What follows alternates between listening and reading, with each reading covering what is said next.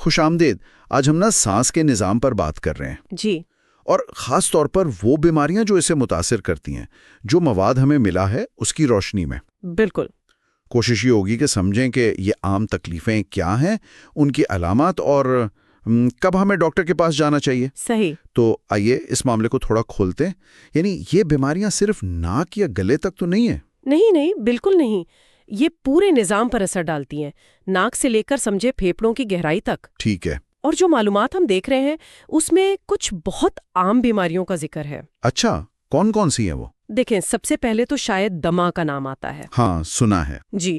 تو اس میں صرف سانس نہیں پھولتا، اصل میں سانس کی نالیاں جو ہے نا ان میں سوزش ہو جاتی ہے. اور وہ تنگ بھی ہو جاتی ہیں، جس کی وجہ سے سانس لینا مطلب مشکل ہو جاتا ہے. اچھا، تو یہ ایک مستقل سوزش کا مسئلہ ہے، صرف وقتی تنگی نہیں؟ جی بالکل. خاص طور پر کچھ چیزیں، الرجی وغیرہ اس کو ٹریگر کر سکتی ہیں. ٹھیک. اور نیمونیا کا بھی ذکر تھا، وہ کیا چیز ہے؟ نیمونیا؟ ہاں. یہ پھیپھڑوں کا انفیکشن ہے یا سوزش کہہ لیں. انفیکشن؟ تو یہ بیکٹیریا سے ہوتا ہوگا؟ ضروری نہیں ہے. یہ بیکٹیریا سے بھی ہو سکتا ہے، وائرس سے بھی، حتیٰ کہ فنگس سے بھی.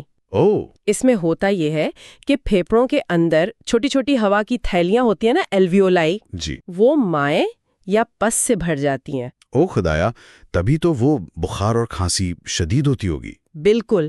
تیز بخار، بلغم والی کھانسی اور سانس لینے میں بہت دشواری، یہ اس کی عام علامات ہے. اچھا، اور ایک اور نام تھا، برونکائٹس. یہ نیمونیا جیسا ہی ہے یا کچھ فرق ہے؟ اکثر لوگ کنفیوز ہوتے ہیں. بہت اچھا سوال پوچھا آپ نے. ان میں فرق ہے. برونکائٹس میں جو پھیپھڑوں تک ہوا لے جانے والی بڑی نالیاں ہیں نا، برونکیائی، جی ہاں، ان میں سوزش ہوتی ہے. اچھا، تو یہ اوپر کی نالیوں کا مسئلہ ہے؟ ہاں، نسبتاً اوپر. یہ اکثر جیسے نزلہ زکام بگڑ جائے تو ہو جاتا ہے، یا پھر سگریٹ پینے والوں میں بہت عام ہے. جبکہ نیمونیا پھیپھڑوں کی گہرائی میں ان ہوا کی تھیلیوں یعنی ایلویولائی کو متاثر کرتا ہے. سمجھ گیا. تو علامات شاید ملتی جلتی ہوں، لیکن جگہ اور وجہ مختلف ہے. بالکل یہی بات ہے. یہ واقعی اہم فرق ہے. پھر ایک اور چیز، COPD، کرونک آبسٹرکٹیو پلمونری ڈیزیز. یہ نام ہی بڑا سنگین لگ رہا ہے. کرونک یعنی دائمی. جی ہاں، یہ ایک لمبی دائمی بیماری ہے اور یہ وقت کے ساتھ ساتھ بگڑتی جاتی ہے. جو مواد ہے اس میں بھی یہی لکھا ہے کہ یہ اصل میں ایک بیماری نہیں بلکہ بیماریوں کا مجموعہ ہے. مجموعہ؟ جیسے ایمفیزیما اور کرونک برونکائٹس. اصل مسئلہ یہ ہوتا ہے کہ پھیپھڑوں سے ہوا باہر نکالنا مشکل ہو جاتا ہے. اور اس کی وجہ کیا یہ بھی انفیکشن ہے؟ سب سے بڑی وجہ تو تمباکو نوشی بتائی گئی ہے، لیکن ہاں، فضائی آلودگی یا کچھ جینیاتی عوامل بھی کردار ادا کرتے ہیں. تمباکو نوشی تو ویسے بھی بہت سی چیزوں کی جڑ ہے. بالکل. اور آخر میں TB، ٹیوبرکلوسس. یہ نام تو بچپن سے سنتے آ رہے ہیں. بہت خطرناک متعدی بیماری. جی، متعدی یعنی انفیکشس ہے.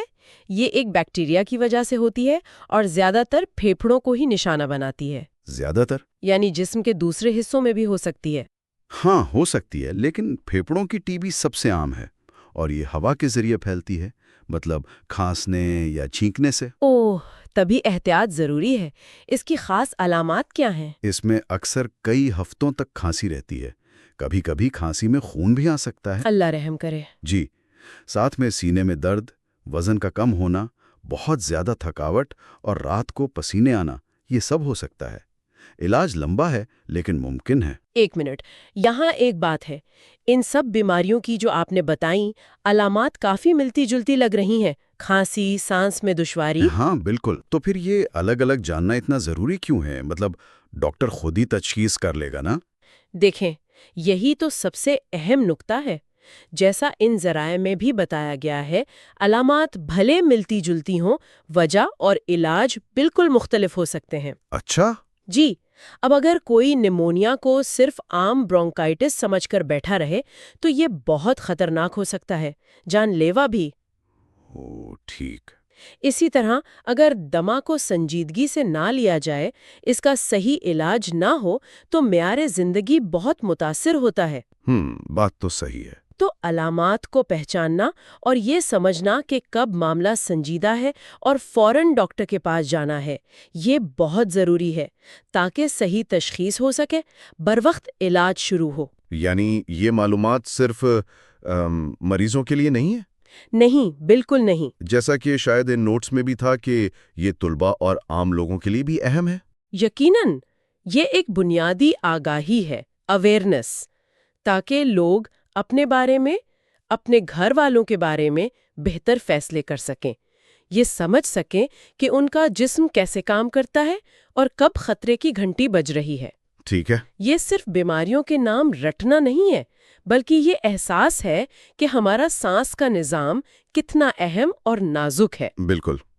تو اگر ہم اس ساری گفتگو کا خلاصہ کریں تو ہم نے آج جو مواد دیکھا اس کی بنیاد پر چند عام سانس کی بیماریاں یعنی دمہ، نمونیا، برونکائٹس، COPD اور TB، جی، ان کی بنیادی وجوہات اور خاص علامات کو سمجھنے کی کوشش کی اور ان کے فرق تو سمجھنا کیوں اہم ہے اس پر بات کی۔ جی ہاں، مقصد یہی تھا کہ ان کی اہمیت واضح ہو۔ صحیح۔ اور آخر میں ایک خیال جو شاید ان ذرائع سے تھوڑا ہٹ کر ہو لیکن جڑا ہوا ہے۔ جی، ہم نے بیماریوں کی تو بات کر لی، لیکن کیا ہم روزمرہ زندگی کے دوسرے عوامل پر غور کرتے ہیں، جیسے ہمارے شہروں میں ہوا کیسی ہے؟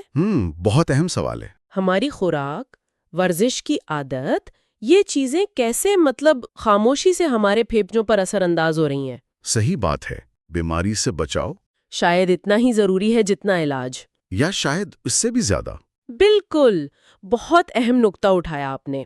تو اسی سوچ کے ساتھ آج کی یہ گفتگو یہیں پر ختم کرتے ہیں۔ شکریہ۔ مزید ایسی معلوماتی ویڈیوز دیکھنے کے لیے ہمارا چینل سبسکرائب کیجیے۔ شکریہ۔